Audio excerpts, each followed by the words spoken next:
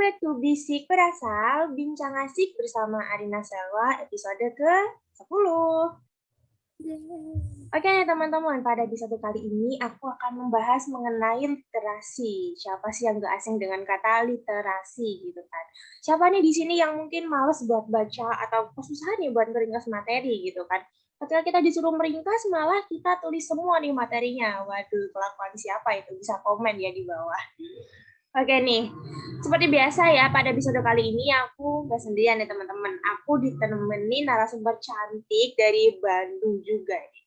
Oke, kalau kemarin dari Jawa Barat kita udah ngobrol sama Akang Akmal nih, sekarang kita bakal ngobrol sama Teteh Gelis dari Bandung teman-teman. Ada Kak Awa, halo Kak Awa. Halo teman-teman semuanya. Waduh, kayak semangat banget ya Kak Awa ini. Pagi-pagi nih, harus semangat. Mencerminkan remaja gente gitu ya, sehat, cerdas, dan ceria gitu. Betul banget. Oke nih Kak Awa, mungkin karena banyak nih teman-teman Gen Rangers yang belum kenal dengan Kak Awa, mungkin Kak Awa bisa perkenalan diri terlebih dahulu. Oke, terima kasih. Halo, Assalamualaikum teman-teman semuanya. Perkenalkan, aku Zahwa Ainunisa Nuraisya. Saat ini aku sebagai mahasiswa tingkat akhir di Poltekkes Kemenkes Bandung. Dan Alhamdulillah pada tahun 2021 kemarin diamanahi gitu ya, menjadi juara 3 Mawapres atau mahasiswa berprestasi Kemenkes RI Nasional tahun 2021 gitu. Temennya Arin juga nih. Oke, waduh luar biasa banget nih ya Kak Awa nih. Juara 3 mahasiswa berprestasi Kemenkes RI tingkat nasional. Waduh, bukan main-main nih ya Kak Awa nih. Kayaknya udah terlihat dari tampangnya yang imut juga otaknya glowing gitu ya teman-teman. Amin. Oke nih, Kak Awa kira-kira kesibukannya nih sekarang ngapain aja nih? Mengingat mahasiswa berprestasi nih kan, penting kan banyak banget kegiatan-kegiatan yang harus diikuti gitu, seperti seminar lah, ngisi apalah, pelatihan, atau sharing tips and tips gitu, seperti kegiatan yang kita lakukan kali ini gitu. Mungkin bisa diceritakan. Oke, terima kasih Kak Arin. Kesibukan aku sebetulnya beberapa saat ini aku lagi mengambil waktu off dulu dari dunia seperti seminar gitu ya, workshop dan sharing tips ini karena kebetulan baru beberapa hari yang lalu aku menyelesaikan sidang akhir karya tulis ilmiahku gitu. Jadi kemarin ngambil waktu off dulu untuk fokus ke situ gitu karena lumayan menguras tenaga dan pikiran gitu ya. Tapi kalau untuk kegiatan Mawapresnya sih masih tetap berjalan. Ada pelatihan untuk Mawapres di Poltekkes Kemenkes Bandung. Kemudian beberapa saat yang lalu juga itu kami ada seperti sedikit workshop seminar gitu, sharing-sharing dengan Kak Anissa Retni, mahasiswa berprestasi 1 nasional tahun 2020 gitu. Dan sekarang nih mulai lagi nih sama Kak Arin. Oke nih, kayaknya sibuk banget ya kegiatan dari Kak Awa. By the way, aku mau ngucapin terima kasih. Maaf. Terima kasih banget nih buat Kak Awa ya yang udah menyempatkan waktunya nih buat hadir di acara Bisik Berasal untuk ngobrol asik bersama aku nih. Terima kasih kembali sudah mengundang aku.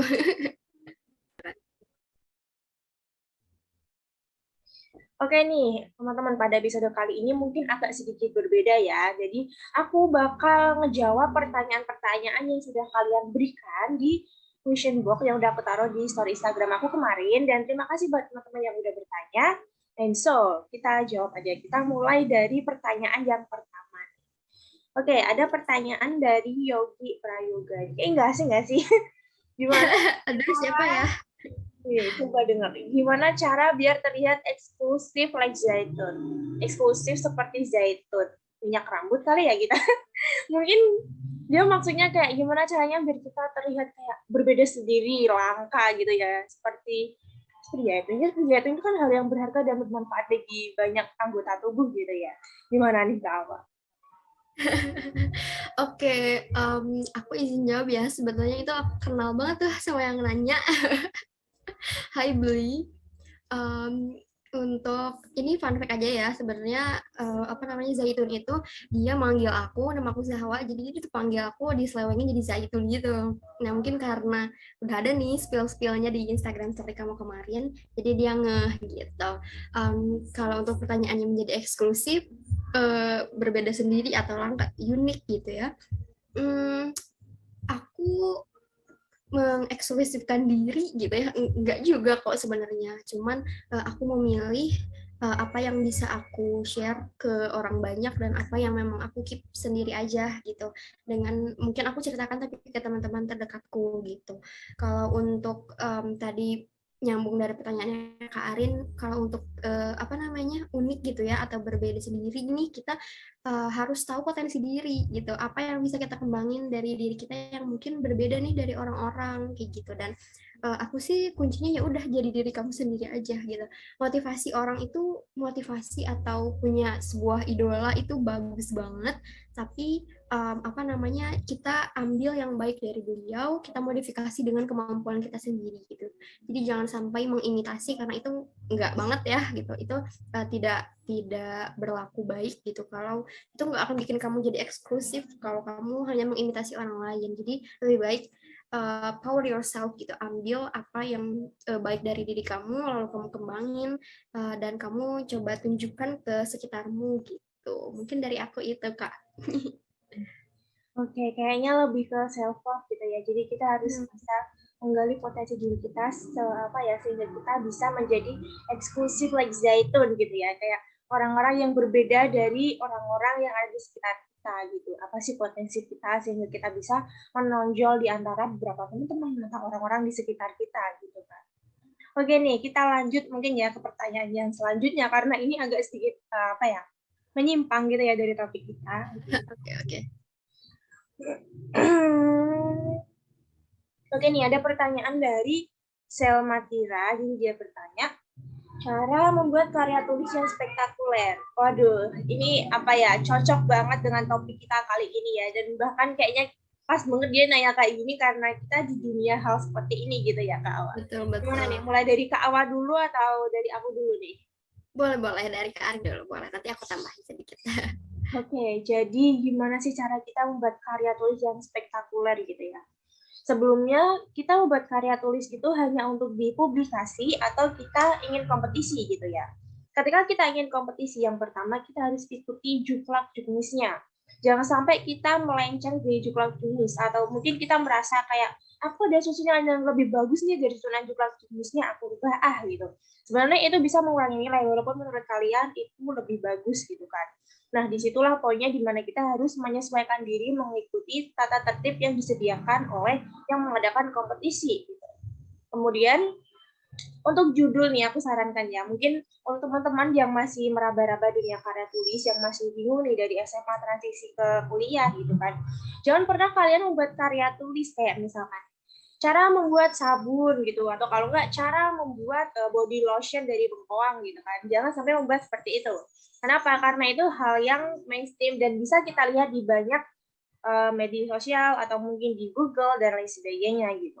Tapi gimana caranya kita bisa menciptakan inovasi yang sebelumnya belum ada.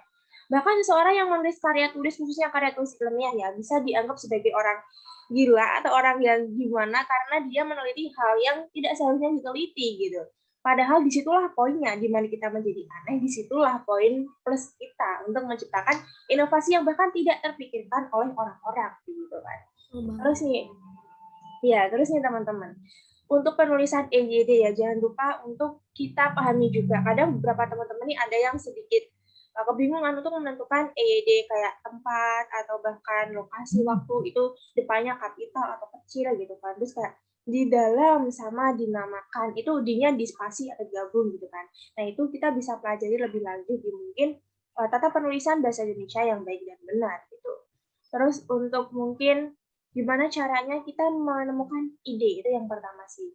Kalau aku biasanya nih, aku selalu yang pertama tentu saja kita membaca jurnal ya, kita literasi, kita membaca semua jurnal yang terus kita rangkum. Mana sekiranya jurnal yang mudah diaplikasikan dan mudah untuk kita modifikasi gitu. Jadi jangan sampai kalian mengapa ya bahasanya itu menjiplak, memanipulasi, menjiplak ya, meniru karya orang. Kita boleh meniru, tapi jangan lupa untuk dimodifikasi. Gimana caranya?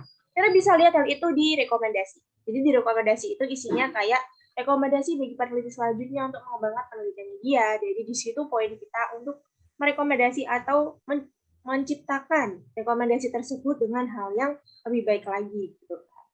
Kemudian nih, apalagi yang harus aku bahas nih ya, kayak daftar pustaka itu juga harus sedetail mungkin, kayak titik koma, tahun, dan lain sebagainya gitu.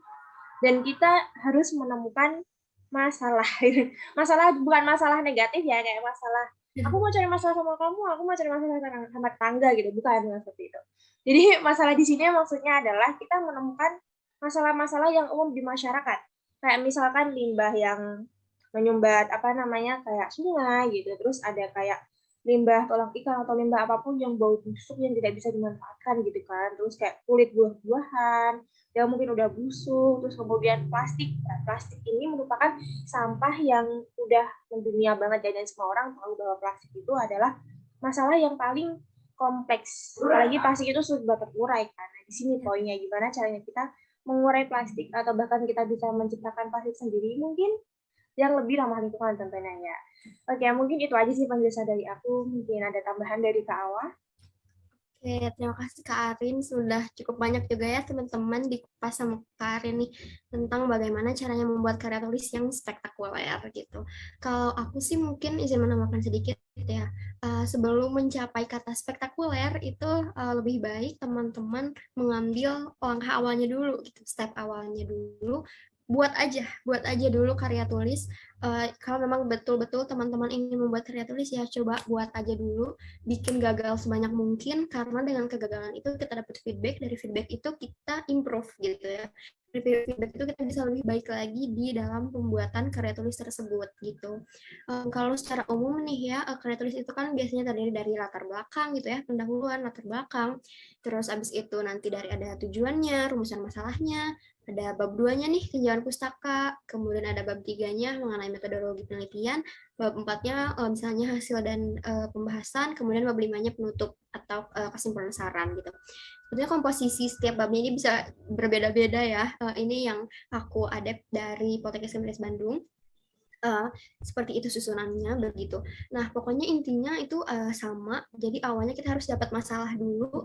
Awalnya kita bisa misalnya kalau bertim gitu ya, bertiga, nah bisa tuh brainstorming sama teman-teman timnya untuk aduh kira-kira masalah apa ya? Masalah yang terkini, masalah yang memang ya bisa ditemukan penyelesaiannya gitu dan menjadi sebuah inovasi yang belum ada sebelumnya gitu.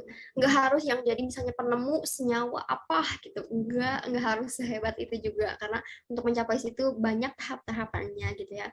Tapi seenggaknya tadi dengan memanfaatkan hal-hal yang kecil aja, misalnya kayak lihat nih ada limbah kulit nanas, ini kulit nanas isinya ada apanya ya gitu, ini bisa dipakai sebagai obat apa ya gitu misalnya, atau lagi lari gitu ya, lihat ada daun apa gitu, itu tuh boleh dicari tahu gitu, misalnya pakai Google Lens, ini daun apa, dicari tahu, oh dia ada manfaat ini, kira-kira bisa buat penyakit ini enggak ya gitu. Jadi sebetulnya dari pemikiran-pemikiran kritis kita dan rasa-rasa penasaran kita akan yang terjadi di sekeliling kita sih, sebenarnya itu masalah tuh dengan beriring dengan perkembangan zaman gitu ya, itu akan semakin banyak juga gitu. Memang tantangannya adalah untuk kita ini karena udah di tahun 2022 gitu ya, udah di tengah-tengah juga, sudah banyak sekali permasalahan di dunia ini yang diciptakan lalu diselesaikan gitu. Tapi percaya aja teman-teman, kalau selama kita hidup masalah itu akan selalu ada gitu.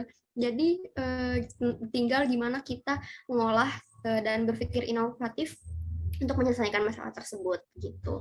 Kalau untuk tinjauan pustaka nih ya misalnya, itu sebetulnya adalah teori penunjang untuk menyelesaikan masalah tersebut gitu. Misalnya ngomongin tentang imunomodulator gitu ya. Nah, teman-teman semua cari nih referensi-referensi dari buku-buku yang membahas mengenai imunomodulator itu. Imunomodulator itu apa sih, kayak gimana gitu.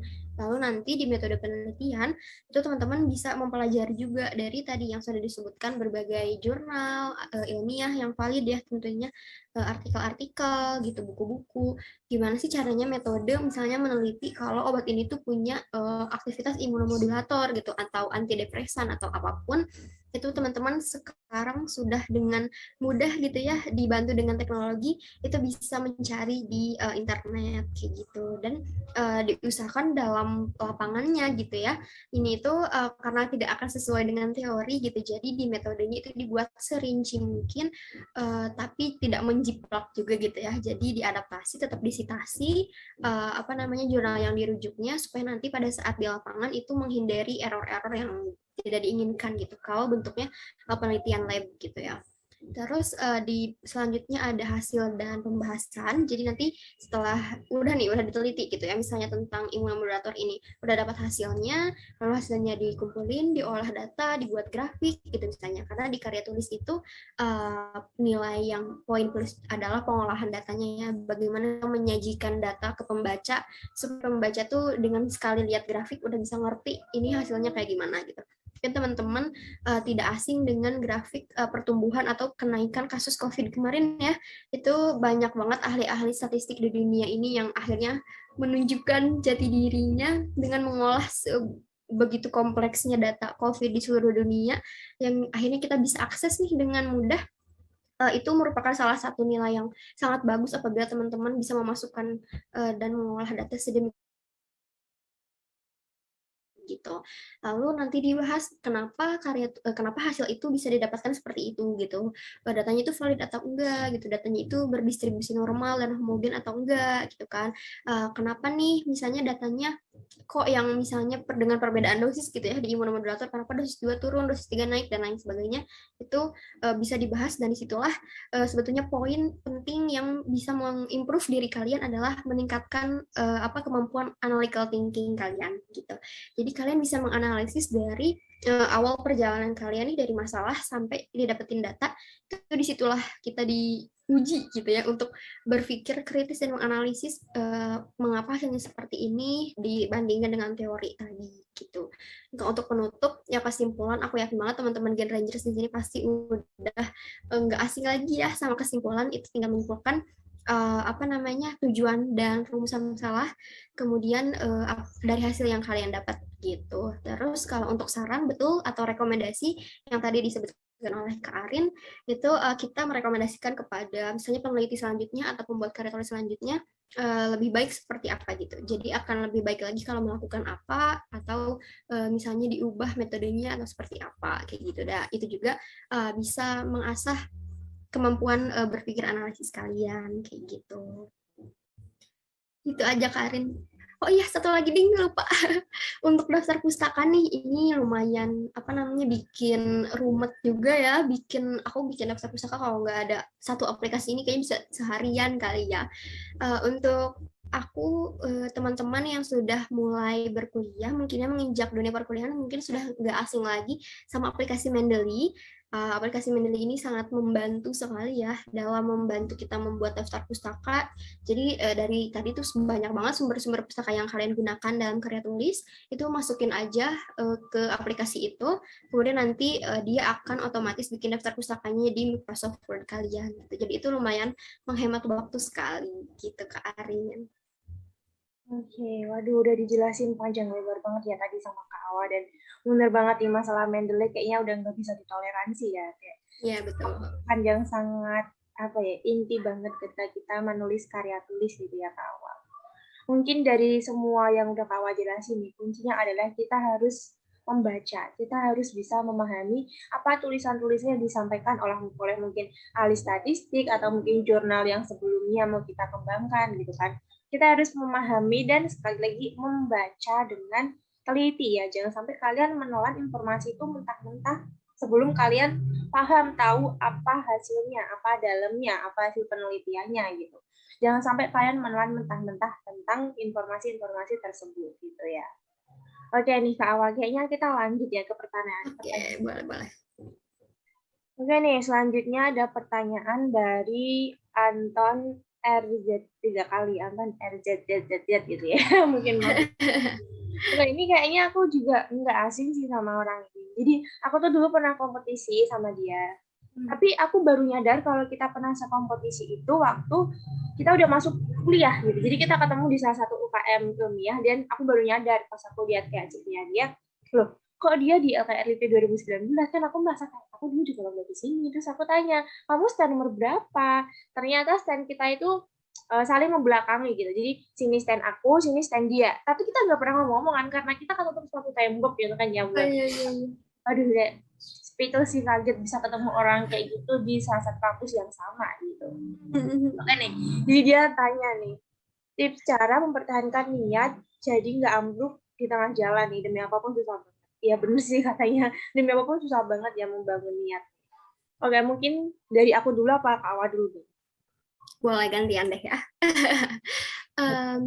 Um, kalau aku sendiri ya sebetulnya kalau ditanya gimana cara mengumpulkan niat, gimana cara mempertahankan niat, itu masih belajar banget untuk mengontrol diri aku untuk bisa konsisten dengan niat awal tuh sampai akhir selesai ngerjain tugas itu segitu niatnya gitu ya. Tapi memang betul susah sekali untuk mengkonsistensikan diri gitu ya. Kalau aku mungkin mengumpulkan niatnya kadang-kadang nih ya niat itu nggak usah dikumpulin dari awal kalau misalnya udah kejar deadline udah langsung ngajar kita ya tapi sebetulnya apa namanya hal seperti itu tidak disarankan dan tidak baik juga ya Karin ya. Karena kalau kita ngerjain mepet-mepet deadline itu waktu kita untuk membaca lagi, waktu kita untuk mengeksplor, mengerjakan tugas atau menulis itu akan jauh lebih sedikit dibandingkan kalau kita ngerjainnya dari awal gitu. Kalau misalnya 3 hari sebelumnya atau seminggu sebelumnya gitu ya yang rajin banget itu masih banyak waktu untuk kita bisa review lagi dan bisa apa namanya istilahnya masih yang terbaik lah gitu masih yang maksimal dari tugas atau misalnya hal yang sedang kita kerjakan tersebut gitu.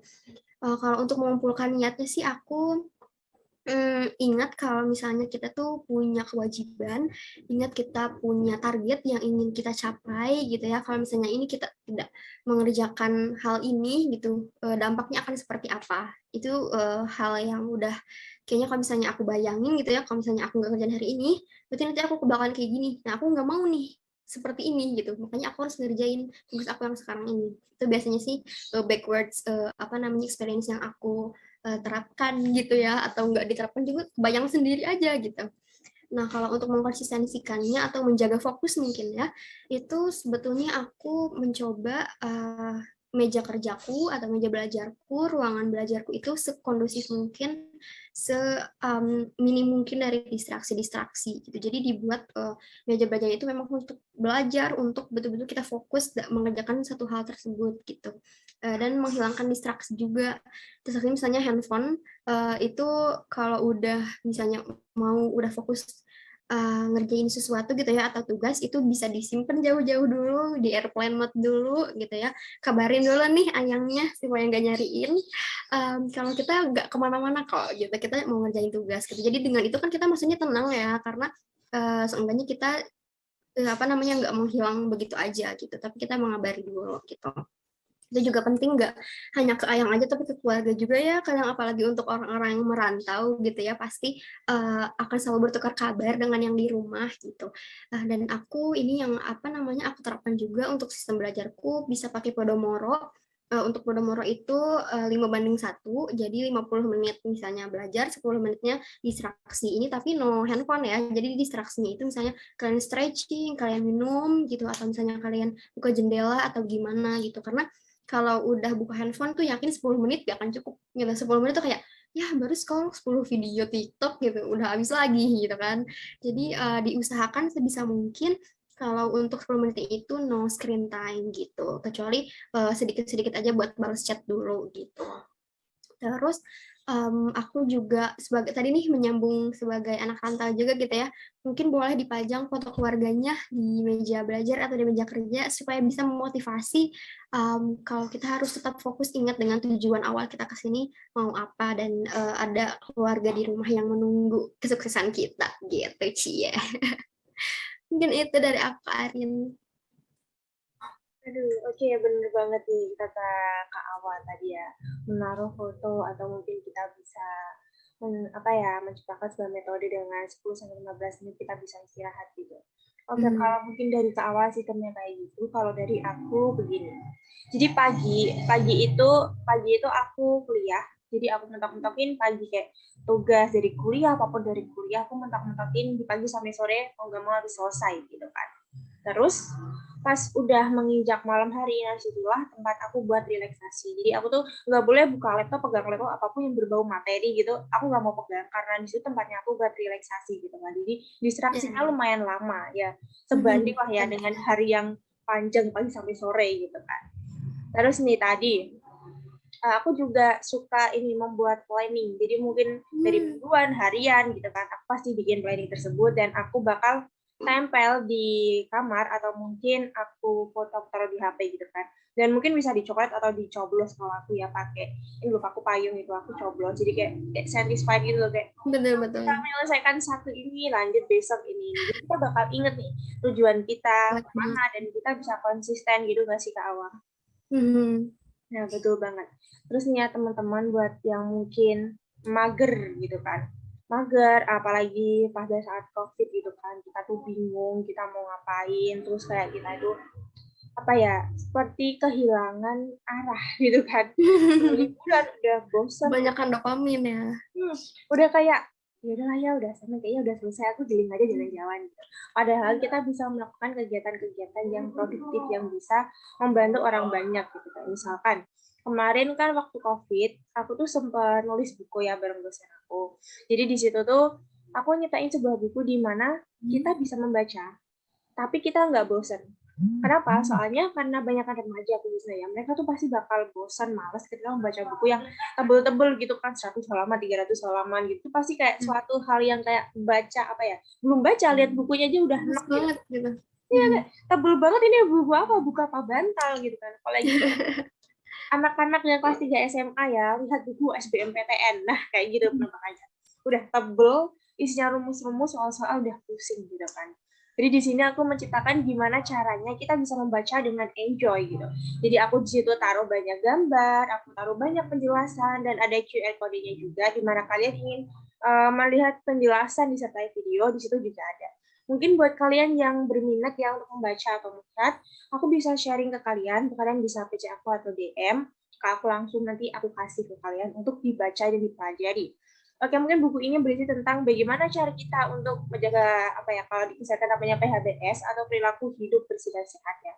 Terus ada lagi tentang COVID. Awal mula COVID-19, kemudian bagaimana cara pencegahannya dan apa sih makanan yang harus kita konsumsi nih untuk menjaga kita tetap fit gitu ya Kak Awal. Ya, mungkin hal ini kemarin sudah aku bahas ya di episode sebelumnya sama bintang tamu kita dari Padang gitu kan. Jadi kita bisa menerapkan nih dari edukasi tersebut gitu. Nah, oke nih.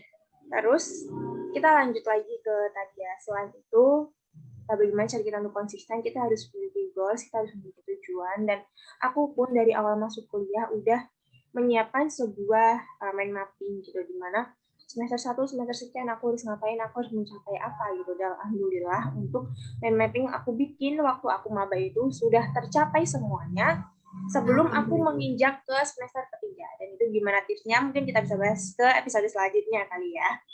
Oke nih teman-teman. Hebat Kayaknya banget. kayaknya ini tadi udah banyak banget ya udah kita bahas sama Kak Awa nih, mulai dari karya tulis, kemudian ada literasi, kemudian cara kita untuk melatih niat kita, melatih mental kita, melatih manajemen diri kita sendiri gitu ya, untuk menentukan goals kita dengan konsisten gitu. Mungkin dari Kak Awa ada tambahan nggak nih? Ya mungkin apa ya closing statement kali ya dari aku sedikit. Sebetulnya teman-teman untuk membuat karya tulis itu kalian nggak perlu jadi hebat dulu untuk membuat karya, tapi kalian harus mulai dulu gitu. Karena siapapun di dunia ini nggak ada yang tiba-tiba langsung jadi hebat, tiba-tiba langsung meledak gimana itu enggak gitu ya. Albert Einstein aja beberapa kali, semua ilmuwan-ilmuwan di dunia ini pun mengalami kegagalan-kegagalan dan menurut aku jangan pernah kalian pesimis atau berkecil hati gitu ya dengan kegagalan yang kalian alami karena percaya itu adalah bahan bakar tersendiri gitu ya di dalam diri kalian untuk membuktikan bahwa dengan kegagalan yang telah aku alami aku belajar banyak dan inilah aku sekarang gitu who am I right now gitu jadi itu yang membuat apa bisa teman-teman bisa berkembang selanjutnya kayak gitu untuk membuat karya tulis juga memang dibutuhkan beberapa soft skill seperti berpikir inovatif, kemudian harus critical thinking, analytical thinking, dan itu bisa kalian pelajari pada saat kalian menyusun karya tulis itu sendiri gitu.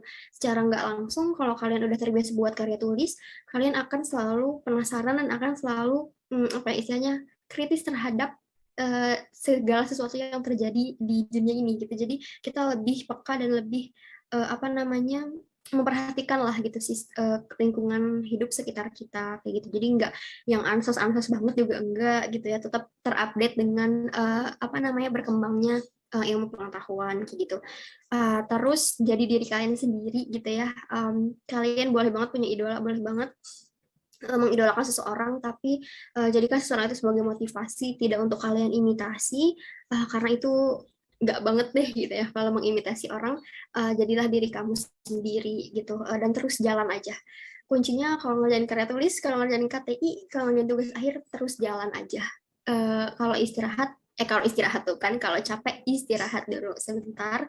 Nggak ada salahnya istirahat teman-teman. Jangan menyalahkan diri kalian karena take a break, tapi tetap ingat istirahatnya jangan kelamaan ya. Tadi kayak COVID, istirahatnya 2 tahun ya. Dopaminnya banyak banget gitu. Karena for information, kalau misalnya terlalu banyak dopamin, itu bisa membuat kita jadi males-malesan gitu ya. Jadi karena udah terlalu banyak nih hormon senangnya gitu. Jadi kita apa namanya butuh hormon stressernya juga supaya hidup kita tetap balance gitu ya. Dan aku merasa juga gitu dengan pembuatan karya tulis ini bisa meningkatkan literasiku gitu. Jadi kayak oh aku baru tahu loh ternyata ada ini gitu. Ternyata ini tuh pernah diuji kayak ini. Dan misalnya aku baru tahu kalau misalnya nanas tuh bisa dijadikan obat buat operasi gitu misalnya atau jadi apa gitu. Jadi itu benar-benar apa namanya kata-kata membaca adalah jendela dunia itu benar banget teman-teman gitu. Jadi mungkin kalau sekarang teman-teman masih memiliki struggle untuk membaca hal-hal yang ilmiah, gak apa-apa dimulai dari buku-buku yang ringan dulu aja. Mungkin bisa coba dari bukunya Kak Arin yang tadi nih gitu. Mungkin itu aja dari aku. Terima kasih Kak Arin. Waduh, keren banget nih Kak Awa. Jadi kayak membuat karya tulis, khususnya karya tulis ilmiah itu ya merupakan salah satu wadah di mana kita itu dilatih untuk mengasah critical thinking kita, kemudian kemampuan keterampilan kita buat menulis, gitu kan. Terus juga keterampilan kita buat speaking nih ketika kita mau presentasi hasil penelitian kita gitu, nggak sih Kak Awa? Lagi melatih mental kita supaya kuat, terus kayak kita bisa bersosialisasi dengan orang banyak gitu. Ketika kita ingin mempromosikan sebuah penelitian kita, di situ kita akan bertatap muka bertemu dengan orang banyak dan kita harus menjelaskan tentang data yang sudah kita ambil. Data tadi kita dapat dari mana? Ya tadi kita bisa literasi, kemudian kita terjun ke lapangan, kita cari fakta-fakta yang bisa mendukung melalui jurnal-jurnal atau referensi yang sudah kita dapatkan gitu ya. Betul banget. Kayaknya kita udah bahas banyak banget ya teman-teman. Kayaknya udah cukup sampai di sini aja ya untuk episode kali ini. Kita udah tadi banyak bahas tentang literasi gitu kan. Bareng Kak Awa tentunya narasumber kita pada episode kali ini yang berasal dari Bandung nih ya. Teteh Kris, aduh hatur nuhun pisan. Hatur nuhun, hatur nuhun. Oke, kalau di Jawa matur suwun ya, mungkin agak Hatur suwun, maaf. ya sama sih Jawa Sunda sebenarnya. Bedanya kayak Jawa itu lebih medok gitu ya kalau katanya. Ya. Oke deh. Semoga ini ya narasumber kita pada episode kali ini bisa menginspirasi teman-teman Gen Rangers di luar sana yang mungkin masih malas buat baca, malas buat nulis, malas buat gerak nih untuk cepat-cepat kita bergerak supaya kita menjadi generasi yang bisa mengimbangi hal-hal dunia yang bakal maju di beberapa tahun yang akan datang gitu ya. Oke nih, sebelum aku tutup nih Kak Awa, gimana kalau kita salam genre dulu? Tahu nggak? Gimana tuh? Jadi aku ajarin dulu ya. Jadi aku bilang salam genre. Kak Awa bisa jawab salam. Salam. Oke. Salamnya sambil gini? Iya, salam gitu. Oke. Salam. Oke. Ketika aku bilang remaja genre, Kak Awa bisa jawab sehat, cerdas, ceria. Gitu. Sehat, cerdas, ceria.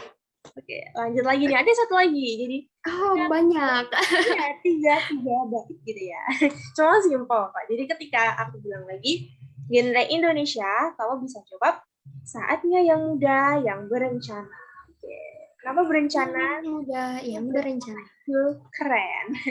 Oke, kita mau Oke, oke. lanjut langsung atau kita latihan dulu nih?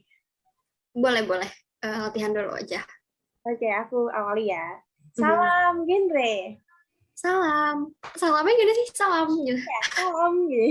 Salam. Oke. Remaja genre, sehat, cerdas, Das ceria. ceria. Genre Indonesia, saatnya yang muda, Muda yang berencana. berencana. Ini kalau Oh gue gini ya? ya. Karena dua anak Pose. di Bali gitu. Cuman kalau kemarin pas aku sempet ngobrol sama Akang Akmal yang di Jawa Barat, itu saja yang muda yang berencana, ini berencananya gini. Oh gini. Oh, Di sekarang Jawa sangat Barat. internasional. Ya seperti itulah. Oke, kita ulangi lagi nih kayaknya gimana. Oke, oke, boleh. Oke, salam genre. Salam. Remaja genre, sehat, Sehat, cerdas, cerdas, ceria. ceria. Genre Indonesia, saatnya yang Saatnya muda, yang muda, yang berencana. berencana. Aduh, oke nih, sapaan salam genre kita dari Jawa Barat. Waduh, Oke, halo teman-teman. langsung nih, kayaknya aku tanya seblak ya, pecinta ciwi-ciwi. Uh, Oke nih Kak Awa, kalau gitu kayaknya aku izin buat nutup acara musik bakal dulu ya. Oke ya. teman-teman, kayaknya kita sudah dulu episode pada kali ini ya. Oke, mungkin kita bisa ketemu di lain episode. And see you. Jangan lupa buat patuhi kesehatan dan jaga diri supaya kita tetap sehat, cerdas, dan ceria. Bye-bye teman-teman. Dadah, stay healthy, stay creative. Bye-bye.